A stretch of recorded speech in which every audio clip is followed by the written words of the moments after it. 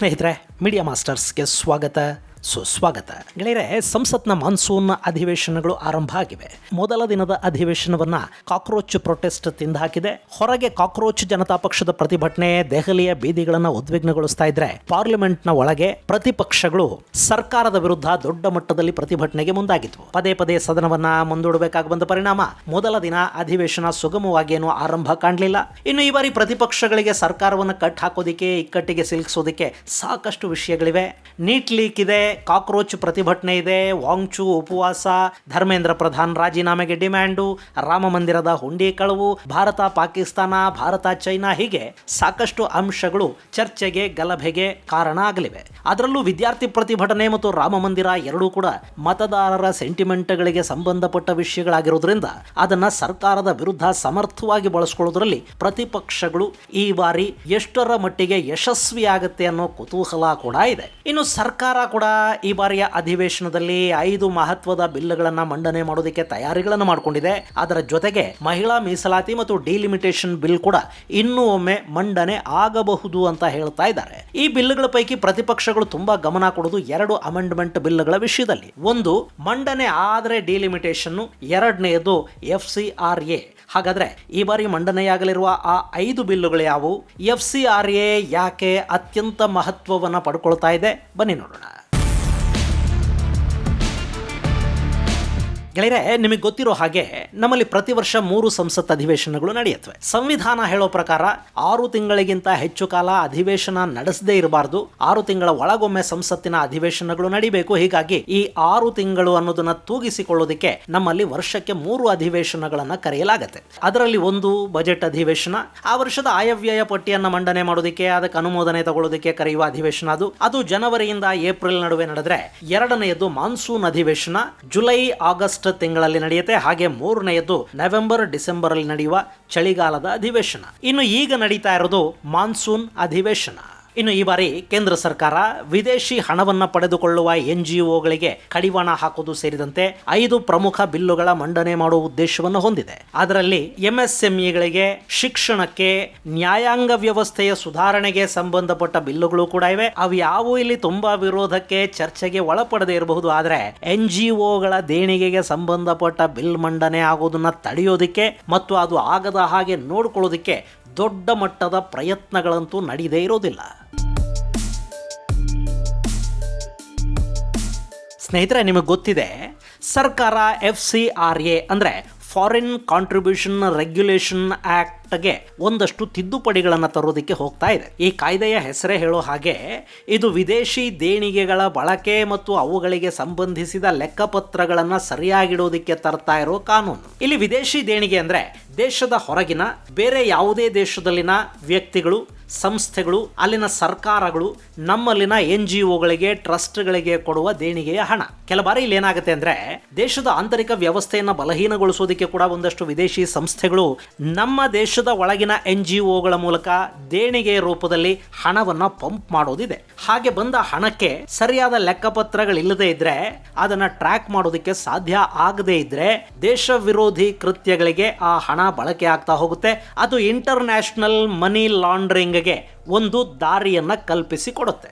So ವಿದೇಶಿ ಹಣ ದೇಶದ ವಿರುದ್ಧ ಬಳಕೆ ಆಗಬಾರದು ಅನ್ನೋ ಕಾರಣಕ್ಕೆ ಈ ಹಿಂದೆ ಇಂದಿರಾ ಗಾಂಧಿ ಅವರ ಸರ್ಕಾರ ಇದ್ದ ಸಂದರ್ಭದಲ್ಲಿ ದೇಶದ ಮೇಲೊಂದು ತುರ್ತು ಪರಿಸ್ಥಿತಿ ಹೇರಲ್ಪಡ್ತಲ್ಲ, ಆಗ ಈ ಕಾಯ್ದೆಯನ್ನ ಜಾರಿಗೆ ತರಲಾಯಿತು. ಆ ನಂತರ 2010ರಲ್ಲಿ ಮನಮೋಹನ್ ಸಿಂಗ್ ಅವರ ನೇತೃತ್ವದ UPA ಸರ್ಕಾರ ಇದಕ್ಕೊಂದಷ್ಟು ತಿದ್ದುಪಡಿಗಳನ್ನು ತಗೊಂಡು ಬಂತು.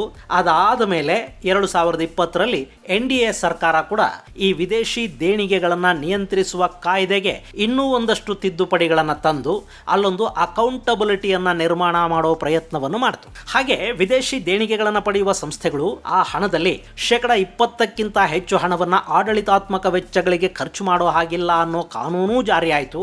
ಇಲ್ಲಿ ಏನಾಗುತ್ತೆ ಅಂದ್ರೆ, ಶಿಕ್ಷಣದ ಹೆಸರಲ್ಲಿ ವಿದೇಶಿ ಹಣ ಬರುತ್ತೆ. ಅದರಲ್ಲಿ 20% ಹಣವನ್ನ ಶಿಕ್ಷಣಕ್ಕೆ ಖರ್ಚು ಮಾಡಿ ಉಳಿದ 80% ಹಣವನ್ನ ಕಚೇರಿಗಳನ್ನ ನಡೆಸೋದಿಕ್ಕೆ, ಸಿಬ್ಬಂದಿಯ ವೇತನ ಹಾಗೂ ಇನ್ನಿತರ ಖರ್ಚುಗಳು ತೋರಿಸಿ ಆ ಹಣವನ್ನ ಅದರ ನೈಜ ಉದ್ದೇಶ ಅಲ್ಲದೆ ಬೇರೆ ಉದ್ದೇಶಗಳಿಗೆ ಬಳಸುವ ಅವಕಾಶಗಳು ತುಂಬಾ ಇರ್ತಾ ಇದ್ವು. ಅದಕ್ಕೆ 2020ರಲ್ಲಿ ಕಡಿವಾಣ ಹಾಕೋ ಕೆಲಸ ನಡೀತು. ಆದರೂ ವಿದೇಶಿ ಹಣದ ದುರ್ಬಳಕೆಯನ್ನ ಸಂಪೂರ್ಣವಾಗಿ ನಿಯಂತ್ರಿಸುವುದಕ್ಕೆ ಸಾಧ್ಯ ಏನಾಗಲಿಲ್ಲ. ಈಗ ಅದಕ್ಕೆ ಹೊಸ ಒಂದಷ್ಟು ಬದಲಾವಣೆಗಳನ್ನು ತರೋದಕ್ಕೆ ಕೇಂದ್ರ ಸರ್ಕಾರ ಹೋಗ್ತಾ ಇದೆ. ಯಾವುದೇ NGO ವಿದೇಶದಿಂದ ತರಿಸುವ ಹಣವನ್ನ ಅದು ಯಾವ ಉದ್ದೇಶಕ್ಕಾಗಿ ತರಿಸ್ಕೊಂಡಿದೆಯೋ ಅದೇ ಉದ್ದೇಶಕ್ಕೆ ಬಳಸಬೇಕು. ಶಿಕ್ಷಣಕ್ಕೆ ತಂದ ಹಣ ಮನೆ ಕಟ್ಟೋದಕ್ಕೆ ಬಳಕೆ ಆಗೋ ಹಾಗಿಲ್ಲ, ಮನೆ ನಿರ್ಮಾಣಕ್ಕೆ ಅಂತ ಬಂದ ಹಣವನ್ನ ಮತಾಂತರಕ್ಕೆ ಬಳಸುವ ಹಾಗಿಲ್ಲ. ಹೀಗೆ ಮಾಡೋದ್ರಿಂದ ವಿದೇಶಿ ಹಣದ ದುರ್ಬಳಕೆಯನ್ನು ತಡೆಯೋ ಪ್ರಯತ್ನಕ್ಕೆ ಸರ್ಕಾರ ಕೈ ಹಾಕ್ತಾ ಇದೆ. ಇನ್ನು ನಮ್ಮಲ್ಲಿ ನೀವು ಹಂಗೆ ಮಾಡಬೇಡಿ ಹಿಂಗೆ ಮಾಡಬೇಡಿ ಅಂತ ಹೇಳಿದರೆ ಸಾಕಾಗೋದಿಲ್ಲ, ಹಂಗೆ ಮಾಡಿದರೆ ಏನಾಗುತ್ತೆ ಅನ್ನೋದನ್ನು ಕೂಡ ಹೇಳಬೇಕಾಗುತ್ತೆ. ಸೊ ಯಾವುದೇ NGO ತನ್ನ ಲೆಕ್ಕಪತ್ರಗಳನ್ನು ಸರಿಯಾಗಿ ಇಡದೇ ಇದ್ರೆ, ವಿದೇಶಿ ಹಣವನ್ನು ದುರ್ಬಳಕೆ ಮಾಡಿದ್ದು ಗೊತ್ತಾದರೆ ದೇಶ ವಿರೋಧಿ ಕೃತ್ಯಗಳಿಗೆ, ನಿಷೇಧಿತ ಚಟುವಟಿಕೆಗಳಿಗೆ ಅಂದರೆ ಮತಾಂತರದಂಥ ಕಾರ್ಯಕ್ರಮಗಳಿಗೆ, ಪ್ರತಿಭಟನೆಗಳಿಗೆ, ಜನರನ್ನು ದಾರಿ ತಪ್ಪಿಸುವ ಕೆಲಸಗಳಿಗೆ, ರಾಜಕೀಯ ಉದ್ದೇಶಗಳಿಗೆ, ಸರ್ಕಾರಗಳನ್ನು ಬದಲಿಸುವ ಕೆಲಸಗಳಿಗೆ ಹಣವನ್ನು ಬಳಕೆ ಮಾಡಿದರೆ ಅದನ್ನು ಶಿಕ್ಷಾರ್ಹ ಅಪರಾಧ ಅಂತ ಪರಿಗಣಿಸಲಾಗುತ್ತೆ. ಅಂಥ ಸಂಸ್ಥೆಗಳ ಲೈಸೆನ್ಸ್ ರದ್ದಾಗುತ್ತೆ. ಅಷ್ಟೇ ಅಲ್ಲ, ಲೈಸೆನ್ಸ್ ರದ್ದಾದ ನಂತರ ಅವರು ಮತ್ತೆ ಹೆಸರು ಬದಲಿಸಿಕೊಂಡು ಅಥವಾ ಬೇರೆ ಸಂಸ್ಥೆಯ ನೆರಳಲ್ಲಿ ಆ ವಿದೇಶಿ ಹಣವನ್ನು ಬಳಕೆ ಮಾಡೋದಕ್ಕೆ ಕೂಡ ಸಾಧ್ಯ ಆಗದ ಹಾಗೆ ಅವರ ಸಂಸ್ಥೆಯ ಆಸ್ತಿಪಾಸ್ತಿಗಳನ್ನು ಕೂಡ ಸರ್ಕಾರ ಅಥವಾ ಸರ್ಕಾರ ನೇಮಕ ಮಾಡಿದ ಸಂಸ್ಥೆಗಳು ಮುಟ್ಟುಗೋಲು ಹಾಕೊಳ್ಳೋದಕ್ಕೆ ಈ ಹೊಸ ಅಮೆಂಡ್ಮೆಂಟ್ ಅವಕಾಶವನ್ನು ಕಲ್ಪಿಸಿಕೊಡುತ್ತೆ. ಈಗ ಸಮಸ್ಯೆ ಶುರು ಆಗ್ತಾ ಇರೋದೇ ಇಲ್ಲಿ. ನಮ್ಮಲ್ಲಿ ವಿದೇಶಿ ಹಣವನ್ನು ತಗೊಂಡು ಸರಿಯಾದ ಉದ್ದೇಶಗಳಿಗೆ ಬಳಸ್ತಾ ಇರೋ ಸಂಸ್ಥೆಗಳಿಲ್ಲ ಅಂತಲ್ಲ, ಆದರೆ ಅವುಗಳ ಸಂಖ್ಯೆ ಕಡಿಮೆ ಇದೆ. ಉಳಿದ ಸಂಸ್ಥೆಗಳು ಹಣ ಕೊಡುವ ವಿದೇಶಿ ಸಂಸ್ಥೆಗಳ ಹಿತಾಸಕ್ತಿಗೆ ಅನುಗುಣವಾಗಿ ಕೆಲಸ ಮಾಡುತ್ತವೆ. ಇನ್ನು ಆ ಸಂಸ್ಥೆಗಳು ಈ ಹಿಂದೆ ಪಡೆದ ಹಣದಲ್ಲಿ ಮಾಡಿಕೊಂಡ ಆಸ್ತಿಗಳನ್ನು ಕೂಡ ಸರ್ಕಾರ ಮುಟ್ಟುಗೋಲು ಹಾಕೊಳ್ಳುತ್ತೆ ಅಂದ ಕೂಡಲೇ ಅವರ ಎದೆಯಲ್ಲೊಂದು ಭಯ ಶುರುವಾಗಿದೆ. ಅದರಲ್ಲೂ ಅಮೆರಿಕ ಮೂಲದ ಸಂಸ್ಥೆಗಳಿಂದ ಹಣ ಪಡಿತಿರೋ NGOಗಳು, ಟ್ರಸ್ಟ್ಗಳು ಇದರಿಂದ ಆತಂಕಗೊಂಡಿವೆ. ಅಮೆರಿಕಾದಲ್ಲಿ ಈ ವಿಷಯದಲ್ಲಿ ಭಾರತದ ವಿರುದ್ಧ ಕ್ರಮ ಕೈಗೊಳ್ಳಿ, ಭಾರತ ಇಂಥ ಕಾಯ್ದೆಯನ್ನು ಜಾರಿಗೆ ತಾರದ ಹಾಗೆ ನೋಡಿಕೊಳ್ಳಿ ಅಂತ ಟ್ರಂಪ್ ಸರ್ಕಾರದ ಮೇಲೆ ಅಲ್ಲಿನ NGOಗಳು ಮತ್ತು ಕೆಲ ದಾನಿಗಳು ಒತ್ತಡ ಹೇರುವ ಕೆಲಸಗಳನ್ನು ಮಾಡ್ತಾ ಇದ್ದಾರೆ. ಅಲ್ಲಿ ಟ್ರಂಪ್ ಮೇಲೆ ಒತ್ತಡ ಹೇರಿ ಭಾರತದ ವಿರುದ್ಧ ಕ್ರಮ ಕೈಗೊಳ್ಳೋದಿಕ್ಕೆ ಹೇಳುವಷ್ಟು ಶಕ್ತಿಶಾಲಿ ಜನ ಭಾರತದಲ್ಲೇ ಇರೋ ಒಂದಷ್ಟು ಜನರನ್ನ ಎತ್ತಿ ಕಟ್ಟಿ ಆ ಬಿಲ್ ಮಂಡನೆ ಆಗದ ಹಾಗೆ ತಡೆಯೋ ಕೆಲಸಗಳನ್ನು ಮಾಡೋದಿಲ್ವಾ? ಈಗ ವಾಂಗ್ಚೂ ಪ್ರತಿಭಟನೆಗಳು, CJP, ಅಲ್ಲಿ ಕಾಣಿಸ್ಕೊಳ್ತಾ ಇರೋ ಮುಖಗಳು ಇವೆಲ್ಲವನ್ನ ನೋಡ್ತಾ ಇದ್ರೆ ಈ ಅಧಿವೇಶನದಲ್ಲಿ FCRA ಬಿಲ್ ಮಂಡನೆ ಆಗದ ಹಾಗೆ ತಡೆಯೋ ಪ್ರಯತ್ನಗಳೇನಾದರೂ ನಡೀತಾ ಇವೆಯಾ ಅನ್ನೋ ಅನುಮಾನ ಬಾರದೇ ಇರೋದಿಲ್ಲ. ಇನ್ನು ನಮ್ಮಲ್ಲಿ ಪ್ರತಿಪಕ್ಷಗಳು ಕೂಡ ಈ ಬಿಲ್ ಅನ್ನ ವಿರೋಧಿಸ್ತಾ ಇವೆ. ಯಾಕೆ ಅನ್ನೋದನ್ನ ನಾವೇ ಯೋಚನೆ ಮಾಡಿ ಅರ್ಥ ಮಾಡ್ಕೊಳ್ಳೋ ಪ್ರಯತ್ನವನ್ನು ಮಾಡಬೇಕು ಅಷ್ಟೇ. ಸೊ ಈ ಬಾರಿಯ ಅಧಿವೇಶನದಲ್ಲಿ FCRA ಬಿಲ್ ಮಂಡನೆಗೆ ಎಷ್ಟು ವಿರೋಧ ವ್ಯಕ್ತ ಆಗುತ್ತೆ ಅನ್ನೋದನ್ನ, ಹಾಗೆ ಸಂಸತ್ ಅಧಿವೇಶನಕ್ಕೆ ತೊಂದರೆ ಆಗದ ಹಾಗೆ ಸರ್ಕಾರ ಇದೆಲ್ಲವನ್ನ ಹೇಗೆ ನಿಭಾಯಿಸುತ್ತೆ ಅನ್ನೋದನ್ನ ಕೂಡ ನಾವಿಲ್ಲಿ ಕಾದು ನೋಡಬೇಕಿದೆ. ಇದಲ್ಲದೆ ಇನ್ಕಮ್ ಟ್ಯಾಕ್ಸ್ ಅಲ್ಲಿನ ಬದಲಾವಣೆಗಳಿಗೆ ಸಂಬಂಧಪಟ್ಟ ಬಿಲ್ ಒಂದು ಮಂಡನೆ ಆಗಲಿದೆ. ಅದರಲ್ಲಿ ಟ್ಯಾಕ್ಸ್ ಫೈಲ್ ಮಾಡೋದನ್ನ ಇನ್ನಷ್ಟು ಸರಳೀಕೃತಗೊಳಿಸುವ, ಕಾನೂನುಗಳನ್ನ ಸರಳ ಮಾಡುವ, ರೆವೆನ್ಯೂ ಮತ್ತಷ್ಟು ಹೆಚ್ಚಾಗೋ ಹಾಗೆ ನೋಡಿಕೊಳ್ಳುವ ಅಂಶಗಳಿವೆ. ಅದು ಈಗಾಗಲೇ ಜಾರಿಲಿದೆ, ಆದರೆ ಅದಕ್ಕೆ ಕಾನೂನಿನ ರೂಪ ಕೊಡೋದಕ್ಕೆ ಈ ಬಿಲ್ ಮಂಡನೆ ಆಗ್ತಾ ಇದೆ. ಹಾಗೆ MSMEಗಳು ಅಂದ್ರೆ ಈ ದೇಶದ ಸಾಕಷ್ಟು ಜನಕ್ಕೆ ಉದ್ಯೋಗಾವಕಾಶಗಳನ್ನು ಕಲ್ಪಿಸಿಕೊಡ್ತಾ ಇರೋ ತಯಾರಿಕಾ ಉದ್ಯಮ ಅಥವಾ ಉತ್ಪಾದನಾ ವಲಯ ಏನಿದೆ ಅದನ್ನು ಇನ್ನಷ್ಟು ಬಲಗೊಳಿಸೋದಕ್ಕೆ ಸರ್ಕಾರ ಒಂದಷ್ಟು ಕಾನೂನುಗಳನ್ನು ರೂಪಿಸ್ತಾ ಇದೆ. ಸದ್ಯಕ್ಕೆ MSMEಗಳಿಗೆ ಪೇಮೆಂಟ್ ವಿಳಂಬ ಆಗ್ತಾ ಇದೆ ಅನ್ನೋ ದೂರುಗಳಿವೆ. ದೊಡ್ಡ ಸಂಸ್ಥೆಗಳಿಗೆ ಬೇಕಾದ ಒಂದಷ್ಟು ಉತ್ಪನ್ನಗಳನ್ನು ತಯಾರು ಮಾಡಿಕೊಡೋ ಈ ಆಂಕ್ಸಿಲರಿ ಯೂನಿಟ್ಗಳಿಗೆ ಸಕಾಲದಲ್ಲಿ ಹಣ ಸಿಗದೆ ಹೋದರೆ ಅವರು ಸಂಕಷ್ಟಕ್ಕೀಡಾಗ್ತಾರೆ. ಸೊ ಅದಕ್ಕೆ ಒಂದು ಕಾಲಮಿತಿಯನ್ನು ನಿಗದಿಪಡಿಸಿ ಸಣ್ಣ ಮತ್ತು ಮಧ್ಯಮ ಕೈಗಾರಿಕೆಗಳನ್ನು ಕಾಪಾಡುವ ಪ್ರಯತ್ನ ನಡೀಬೇಕಿದೆ. ಹಾಗೆ ಸಣ್ಣ ಕೈಗಾರಿಕೆಗಳನ್ನು ಸ್ಥಾಪಿಸುವ ಉತ್ಸಾಹಿಗಳಿಗೆ ಸುಲಭವಾಗಿ ಸಾಲ ಸಿಗುವಂತೆ ನೋಡಿಕೊಳ್ಳುವ, ಈಗಾಗಲೇ ನಡೀತಿರುವ ಕೈಗಾರಿಕೆಗಳಿಗೆ ಹೆಚ್ಚಿನ ಬಂಡವಾಳ ಹೂಡಿಕೆಗೆ ಸಾಲ ಸೌಲಭ್ಯ ದೊರೆಯುವಂತೆ ಮಾಡೋದಕ್ಕೆ ಬೇಕಾದ ಕಾನೂನುಗಳನ್ನು ರೂಪಿಸುವ ಬಿಲ್ ಕೂಡ ಮಂಡನೆ ಆಗಬೇಕಿದೆ. ಹಾಗೆ ಉನ್ನತ ಶಿಕ್ಷಣಕ್ಕೆ ಸಂಬಂಧಪಟ್ಟ ಹಾಗೆ ವಿಕಸಿತ ಭಾರತ ಶಿಕ್ಷಾ ಅಧಿಷ್ಠಾನ ಅನ್ನೋ ಬಿಲ್ ಮಂಡನೆ ಆಗ್ತಾ ಇದೆ. ಇನ್ನು ನ್ಯಾಯಾಂಗ ವ್ಯವಸ್ಥೆಯನ್ನು ಸುಧಾರಿಸುವ ನಿಟ್ಟಲ್ಲಿ ಸುಪ್ರೀಂ ಕೋರ್ಟ್ನ ನ್ಯಾಯಮೂರ್ತಿಗಳ ಮೇಲಿನ ಒತ್ತಡವನ್ನು ಕಡಿಮೆ ಮಾಡೋದಕ್ಕೆ ನ್ಯಾಯಮೂರ್ತಿಗಳ ಸಂಖ್ಯೆಯನ್ನ ಇನ್ನೂ 4 ಹೆಚ್ಚು ಮಾಡೋದಕ್ಕೊಂದು ಬಿಲ್ ಅನ್ನ ಮಂಡನೆ ಮಾಡ್ತಾ ಇದ್ದಾರೆ.